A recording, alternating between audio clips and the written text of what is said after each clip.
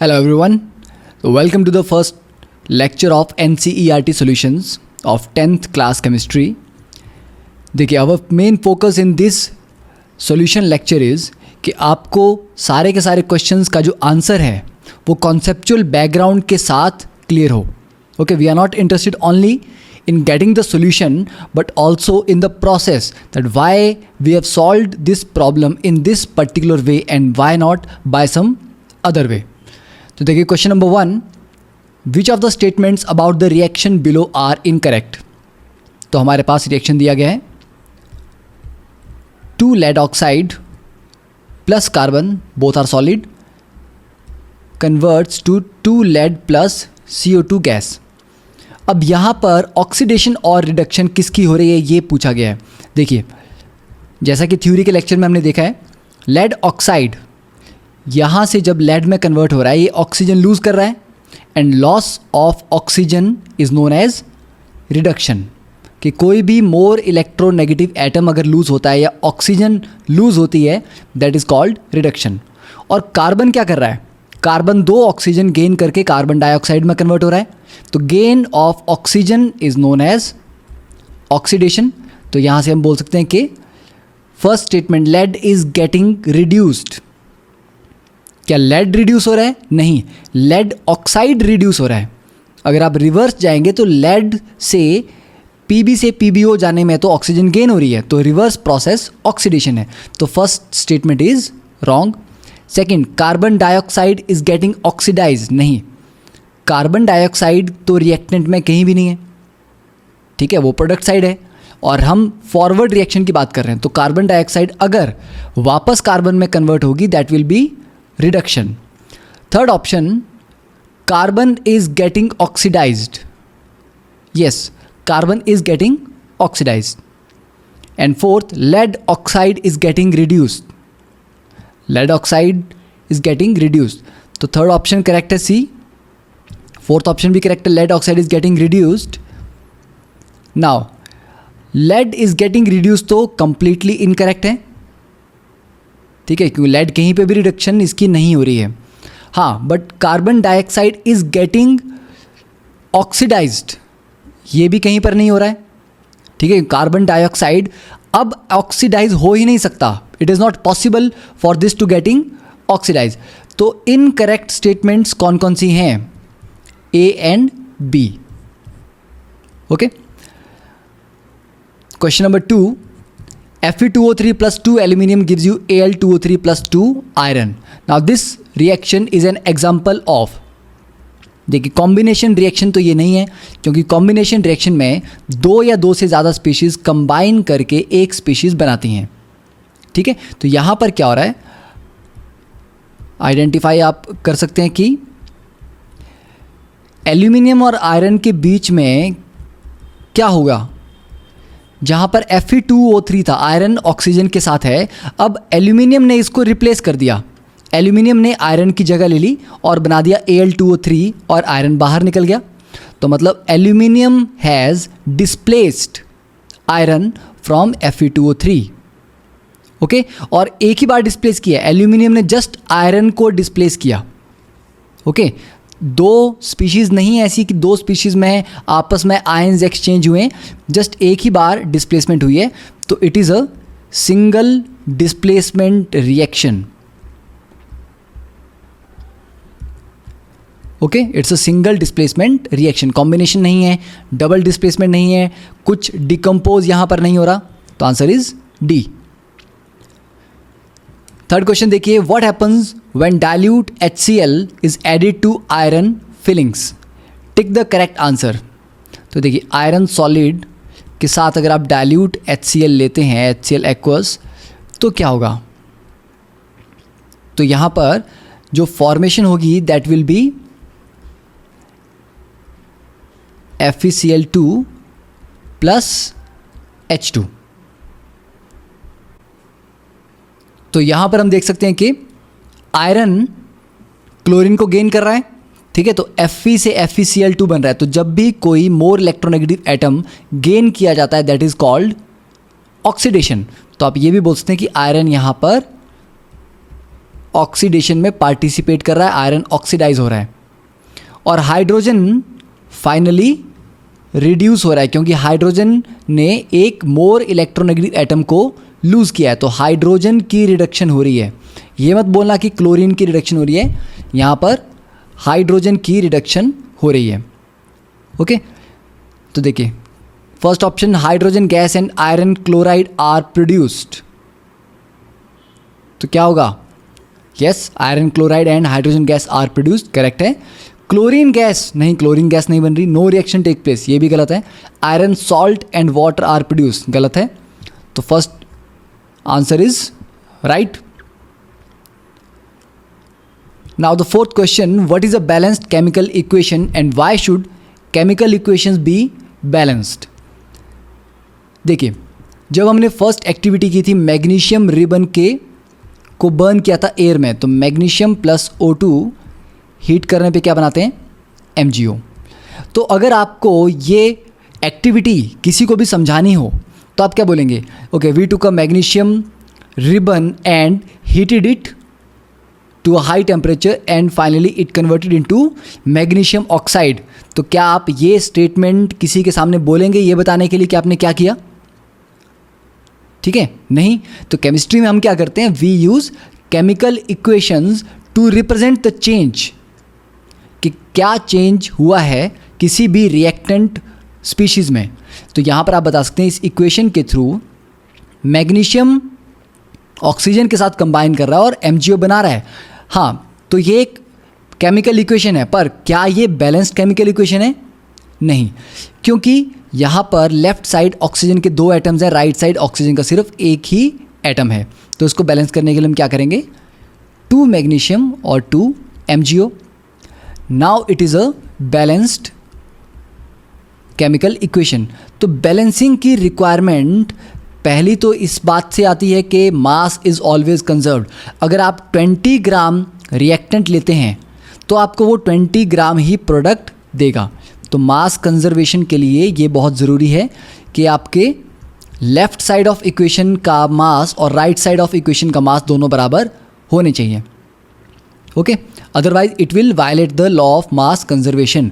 इसीलिए chemical equations को balance करना ज़रूरी है। सेकेंडली, अब जब आप इस इक्वेशन को पढ़ेंगे तो आप बोलेंगे कि 2 मैग्नीशियम के एटम्स एक O2 के मॉलिक्यूल से कंबाइन करके 2 मैग्नीशियम ऑक्साइड के मॉलिक्यूल्स देते हैं। बट अगर ये इक्वेशन बैलेंस नहीं होती, आप ऐसे लिखते OMg plus O2 gives you MgO, तो आप बोलते हैं कि मैग्नीशियम का एक एटम ऑक्सीजन के एक मॉलिक्यूल से कंबाइन करके एक मॉलिक्यूल मैग्नीशियम ऑक्साइड दे रहा है, तो वो बात गलत होती। तो कितने मॉलिक्यूल किसके साथ कंबाइन करके क्या बनाते हैं, ये आप तभी बोल पाएंगे when you have a balanced chemical equation. ठीक है, और अभी क्या इसमें कोई चीज़ मिसिंग है? यस, हमने यहाँ पर स्टेट्स को डिफाइन नहीं किया। तो 2 मैग्नीशियम सॉलिड आपने लिए हैं, ऑक्सीजन आपने गैसेस फॉर्म में लिए है, and then on heating they give you 2 MgO which is also solid. Okay, so that is the requirement. I hope you understand what is the need for balancing a chemical equation. Now moving on to the question number 5. Translate the following statements into chemical equations and then balance them. देखिए, first, hydrogen gas combines with nitrogen to form ammonia. तो H2 gas plus nitrogen gas gives you ammonia, जो कि भी gas है। अब यहाँ पर हमें बैलेंस करना है। ठीक है, तो देखिए सबसे पहले हम प्रेफरेबली किसको बैलेंसिंग स्टार्ट करते हैं? जिस स्पीशीज़ के पास सबसे ज़्यादा नंबर ऑफ एटम्स होंगे। तो NH3 के पास 4 एटम्स हैं टोटल, तो NH3 को अमोनिया को पहले बैलेंस करेंगे। अब देखिए यहाँ पर 3 हाइड्रोजन्स हैं। ओके, तो 3 हाइड्रोजन के लिए आप क्या करेंगे? लेफ्ट साइड में आपके पास 2 ही हाइड्रोजन है, तो या तो आप 3/2 लिखें, ओके, या अगर आप इसको 3 लिखते हैं तो ये 6 हाइड्रोजन हो जाएंगी। एक अमोनिया में 3 हैं, 2 अमोनिया में 6 होंगे, और 2 नाइट्रोजन और लेफ्ट में भी 2 नाइट्रोजन। तो now it is a balanced equation. तो आप सिंपल हीट एंड ट्रायल से इसको बैलेंस कर सकते हैं। Second is hydrogen sulphide gas. देखिए, what is the formula of hydrogen sulphide? H2S gas burns in air, burn का मतलब होता है कि वो ऑक्सीजन के साथ कंबाइन कर रही है, ठीक है। Burning always require presence of oxygen, तो ऑक्सीजन के साथ वो हाइड्रोजन सल्फाइड गैस बर्न होगी to give water and sulphur dioxide, ठीक है। तो वाटर को हम चलिए लिक्विड फेज में ले लेते हैं, plus sulphur dioxide SO2 gas. अब यहाँ पर बैलेंस करना है, तो चाहे आप H2S से स्टार्ट करें या SO2 से स्टार्ट करें, ठीक है। तो अभी अगर हम देखें तो लेफ्ट साइड 2 हाइड्रोजन है, राइट साइड भी 2 हाइड्रोजन है, एक सल्फर है लेफ्ट में, एक सल्फर राइट में है। ऑक्सीजन लेफ्ट में 2 हैं और राइट साइड में 3 हैं, तो आपको क्या करना पड़ेगा, left side number of oxygens बढ़ाने पड़ेंगे, ठीक है। तो राइट साइड में 3 है, तो यहाँ पर या तो आप इसको करेंगे 3/2 O2, तो अब ये बैलेंस होगा, ओके। तो अब अगर ये बैलेंस है तो इसको और सिंप्लीफाई कर सकते हैं कि पूरी इक्वेशन को लेफ्ट से लेके राइट तक 2 से मल्टीप्लाई करेंगे, तो 2 से मल्टीप्लाई करने पे क्या आ जाएगा, ये 2 कैंसिल होगा क्योंकि यहाँ पर 2 से मल्टीप्लाई होगा, ये 2H2S, ये 2H2O, ये 2SO2। तो चाहे आप लिखें H2S plus 3/2 O2 gives you H2O plus SO2, या आप लिखें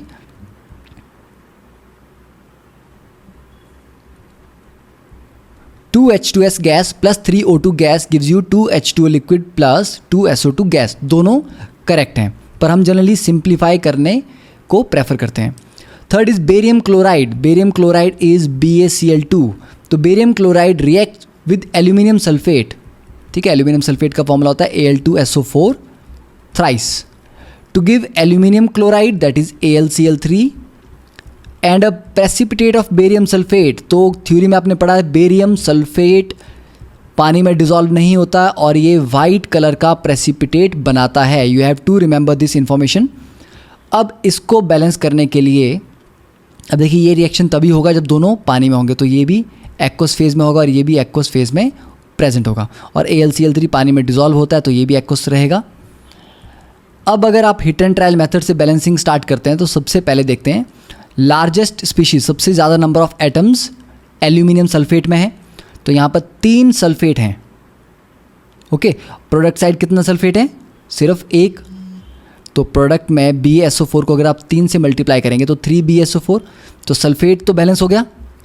अब लेफ्ट में इस मॉलिक्यूल में 2 एल्यूमिनियम हैं, AlCl3 में 1 है, तो इसको आप 2 से मल्टीप्लाई करिए तो एल्यूमिनियम बैलेंस हो गया, ओके।